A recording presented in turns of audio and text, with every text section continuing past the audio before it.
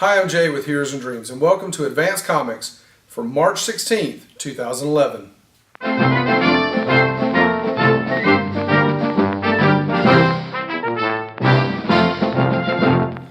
A new Guild one-shot featuring Tink arrives in stores this week just after creator Felicia Day stole the show at South by Southwest.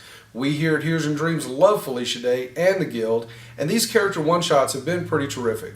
If you're a fan of the Guild, be sure to grab this latest comic title. If you haven't seen the show, be sure to check them out online. Now with more of the highlights of this week's titles, here's Maurice and Dale. Thanks, Jay. The first book this week is Darkwing Duck number 10. And no, I will not sing the theme song. If you want it sung, you sing it now. Go. See? He doesn't really want it sung that bad. Anyway, in this issue, Steelbeak is teaming up with DW. Now, Steelbeak is a member of Powell, the evil espionage organization. And why would he want a superhero's help? Well, oddly enough, he thinks his organization is going too far. They've decided to bring back a great evil to take over the minds of everyone because they were ousted by Quackworks Corporation, who's now in control of the whole city. Never a good idea to try to outdo another evil organization. No. Just goes a little too far. Yeah. They might be, ask for the help from a hero. Craziness. This is strange. Next up, we have Batman 708. Forget what you've read online. It's wrong. I took a second and read this book. It has absolutely nothing to do with the Falcone family. What it does have to deal with is Dick Grayson Batman, Catwoman, and Red Robin are trying to take on the Crusader. You know that guy that's hanging around with Azrael? Yeah. Yeah. He's trying to eliminate all evil in Gotham City. And that's not going to work too well. That's the Bat family's job. The only problem that we saw in this book is apparently Batman's not completely good, no matter if he's Bruce or Dick as Batman. So it's a good book. You should check it out and see where this takes us in the Batman family universe. Very good book. Highly recommend it. The Amazing Spiderman number 656. In this issue, Spidey continues his series of out there Tron-esque uniform costumes with one that's bulletproof. That's right, bulletproof. New Spidey armor? Yep, new Spidey armor. Peter vowed last issue that he would not let anyone die in the issue aptly titled, No One Dies. That's an interesting thing to strive for. Not letting anyone die. Yeah. I wonder how well that's going to work for him. Probably not really well. They're probably setting up for a huge smack in the face for Peter. But this is a really good issue. And the new villain they've introduced, Massacre, is pretty diabolical. Instead of just aiming at one spot, he's kind of, wanting to kill people on all sides of the city at the same time. Yeah. Yeah, hope that Spidey armor comes in handy.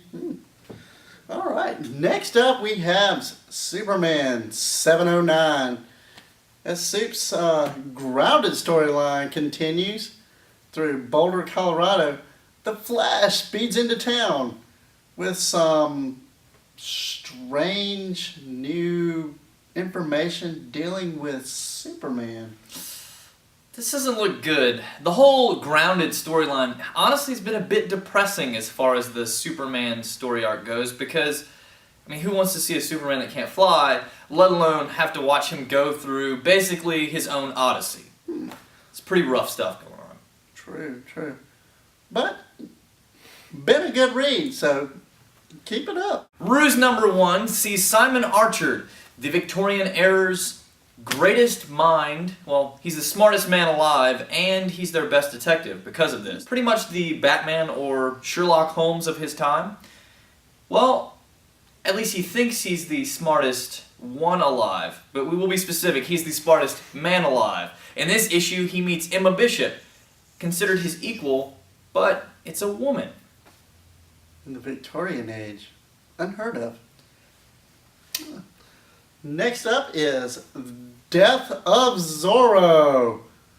Don Diego. Or as he's better known as Zorro. Wow.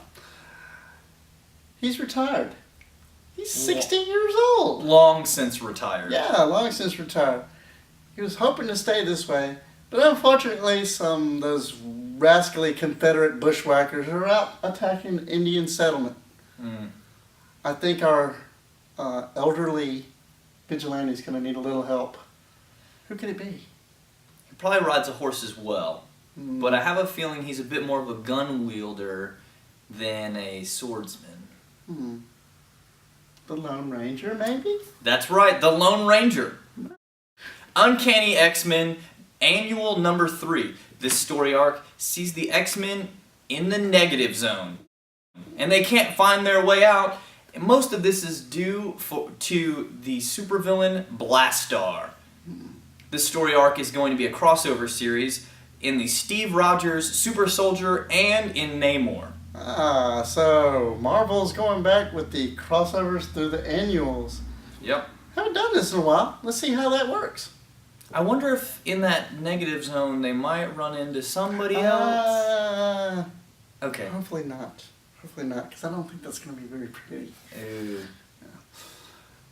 Next up is Zombie number 1. DC brings back the hit Milestone title with David Kim, whose body is rebuilt with nanotechnology.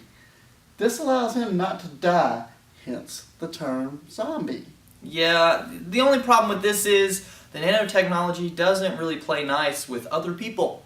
Yeah, anytime David's been hurt or mortally wounded, it takes control of any organic material around him and incorporates it back into David. It didn't work out too good for his girlfriend. Ouch. Fear Itself, Book of the Skull, number 1. This storyline is very interesting. It lets us into a little of the Red Skull's past, and we find out some stuff about his daughter Sin. I think she's trying to show Pops up. Yeah. Probably going to allude to a few daddy issues, which is a bit likely whenever your dad is a complete psychopath. Yeah. Now, this takes place, part of this storyline takes place in World War II, and it has something to do with a mission that he took on. Yeah, that Marvel promises that this information might rip the Marvel Universe apart. Though I'm sure that if it messes up any stories, they'll just retcon it back in. That's what comic book stories do. Alright, folks, that's all we have for you tonight. So, take care, and we'll see you next week. Thanks, guys. Looks like another great week. Remember to check out our affiliate channels here on YouTube and join us every week to find out what's coming out in advance.